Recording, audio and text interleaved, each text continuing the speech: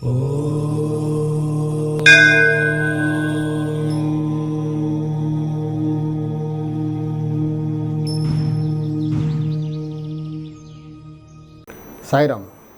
welcome to Vishwakarma YouTube channel. I am your Vishwakarma. Now every person has, at least they know ABCD about Vastu. That much of awareness has been created now. Every person talks about Vastu. They become more Vastu conscious. But some people have a doubt that it's a practical thing. Does Vastu affect all the family members? Does it equally affect, if any defect is there, does that defect equally affect all the family members? Does it show its effects on all the family members?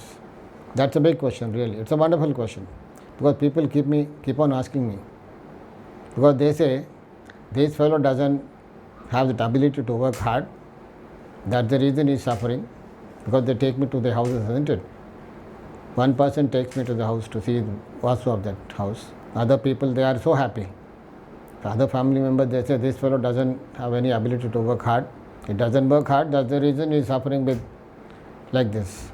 He doesn't do a job. He hardly sticks to a job. He keeps on changing, jumping jack like anything, keeps on changing jobs. He never settles at a place. They brand him like that.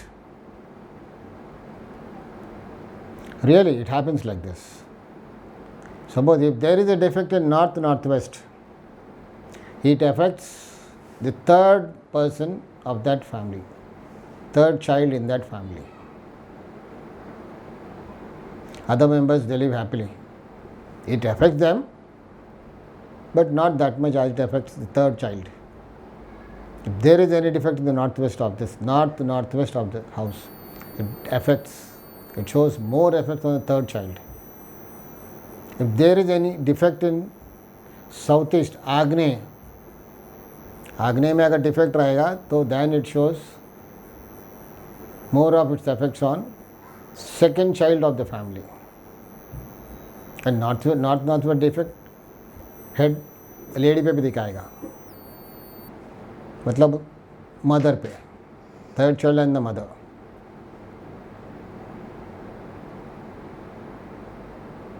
And अगर northeast में defect होगा, it affects the children and the eldest of the family.